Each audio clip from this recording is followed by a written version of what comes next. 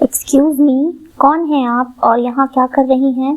ابھی وہ آفس سے آیا ہی تھا کہ اچانک کیاری میں چھپی اس لڑکی پر ابرار کی نظر پڑ گئی۔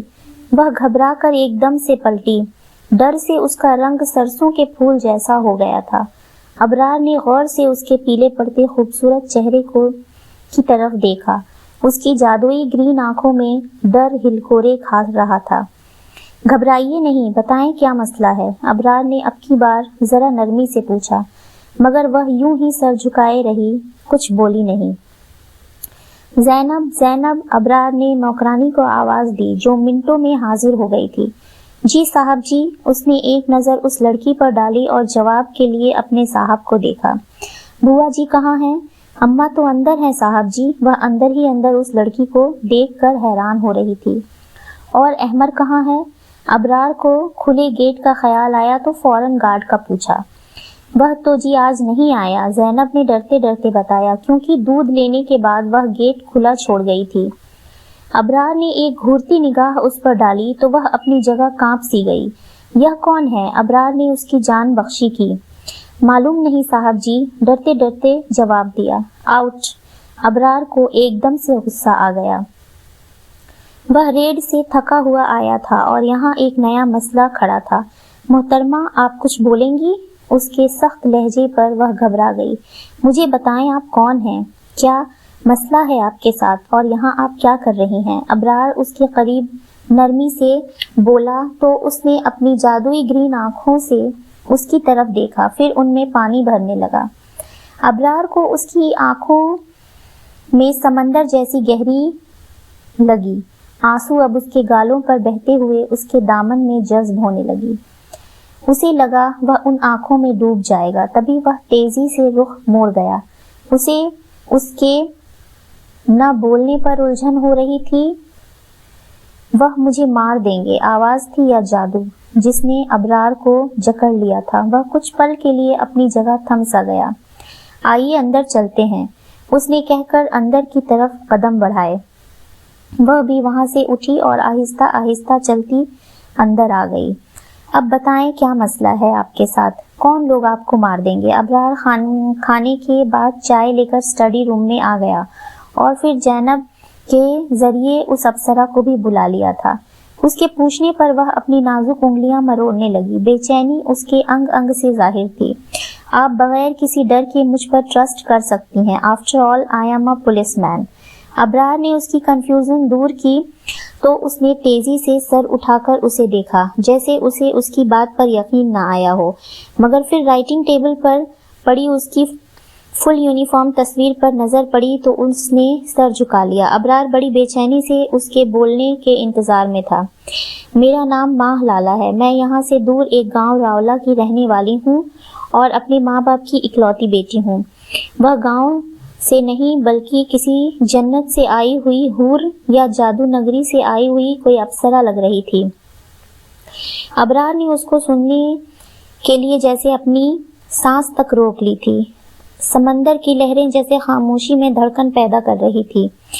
اس کی آواز بھی یوں ہی کمرے میں گونج پیدا کر رہی تھی۔ ماں کے مرنے کے بعد باپ اور چچا نے مجھے یہ کبھی کمی محسوس نہ ہونے دیا کہ میری ماں مجھے چھوڑ کر چلی گئی ہے۔ چچا تو مجھ پر جان چھڑکتے تھے، مجھے بھی ان سے بہت پیار تھا، مگر پھر آہستہ آہستہ مجھ پر اور میرے بابا پر حقیقت کھلی کہ میرے چاچا کو صرف دولت سے لگاؤ ہے۔ جب میرے بابا نے میرے نام ساری جائیداد کی تو چچا میری جان کے دشمن ہو گئے، اور یہ بات مجھے اور بابا کو اس وقت پتہ چلی جب ایک دن چچا میرے لیے دودھ لے کر آئے۔ وہ دودھ پینا میں بھول گئی اور بلی نے پی لیا، پھر وہ تڑپ تڑپ کر مر گئی۔ وہ کچھ دیر رکی، میں نے یہ بات بابا کو بتائی تو بابا نے تو یہ بات دل پر لے لی۔ چچا بھی آتے جاتے کچھ نہ کچھ بابا کو کہہ جاتے۔ پھر ایک رات اچانک بابا بھی مجھے اکیلا چھوڑ گئے۔ ڈاکٹروں نے ہارٹ اٹیک بتایا۔ اس کی آنکھوں میں موتی چمکے تو ابرار کو لگا جیسے صبح کی پہلی کرن پھول کی شبنم پر پڑی ہو۔ وہ بہت ضبط سے بات کر رہی تھی اور وہ غور سے اس کی طرف دیکھتا اسے سن رہا تھا۔ اور کل رات چچا نے دوستوں کے ساتھ مل کر مجھے مارنے کا پلان بنایا تھا۔ اتفاق سے میں نے سن لیا اور موقع ملتے ہی بھاگ نکلی۔ اور آج یہاں پہنچی ہوں. مجھے لگتا ہے وہ میرے پیچھے ہیں. میں نہیں جانتی آپ کو میری بات پر یقین آیا ہے یا نہیں، مگر پلیز مجھے حفاظت چاہیے جو مجھے میرے اپنوں نے نہیں دی. مجھے بچا لیں، آپ پبلک کی حفاظت کرنے والے ہیں. پلیز مجھے میرے اپنوں سے بچا لیں. وہ سسکیاں لینے لگی. ابرار نے اٹھ کر اسے پانی کا گلاس دیا. میں ضرور آپ کی حفاظت کروں گا. میں زینب سے کہہ دیتا ہوں، وہ آپ کے لیے کمرہ تیار کر دے گی، اور کسی چیز کی ضرورت ہو تو آپ مجھ سے کہہ سکتی ہیں. اب اٹھیں اور اپنا منہ دھوئیں. رونا اب بالکل نہیں ہے.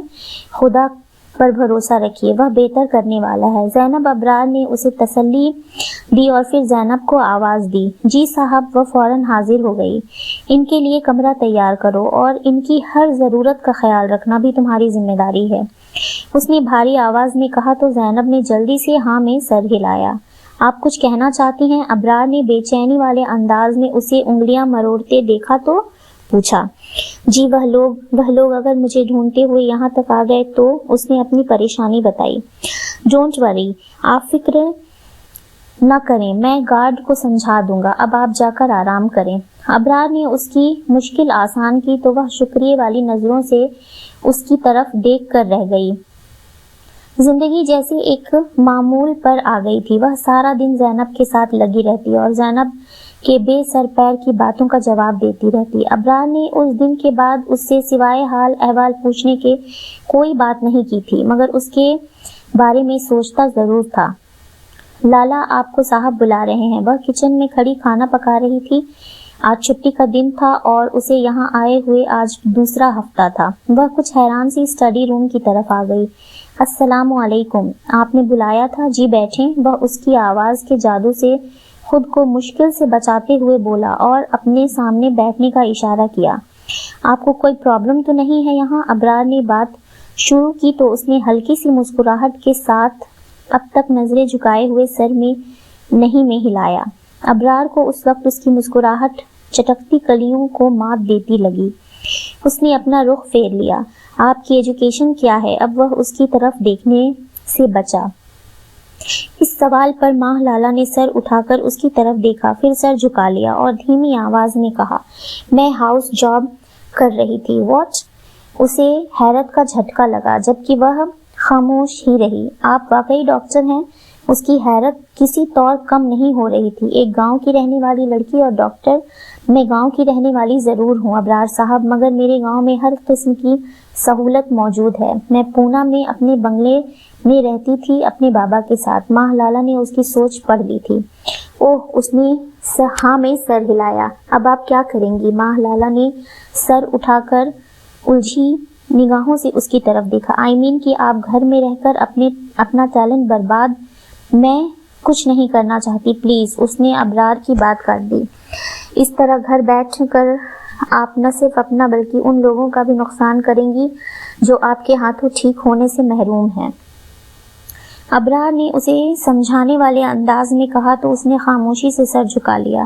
یہ نہ تو اس کے باپ کا گھر تھا اور نہ ہی یہ کوئی نوکر تھا جسے وہ اپنے رعب سے چپ کرا دیتی یا اپنے لاڈ نخرے دکھا کر منا لیتی.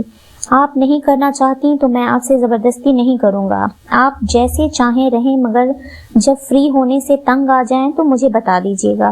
ابرار نے بہت ہی نرم انداز میں کہا تو اس کی آنکھوں سے موتی گر گر کر اس کی گود میں رکھے گلابی ہاتھوں میں جذب ہونے لگے. ابرار نے چونک کر اس کی طرف دیکھا. اس کا سر جھکا ہوا تھا.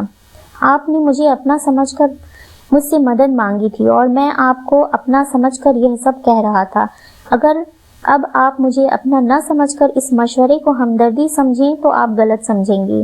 اس نے کھڑے ہو کر رخ موڑتے ہوئے کہا. اس وقت وہ عجیب سچویشن میں پھنس گیا تھا.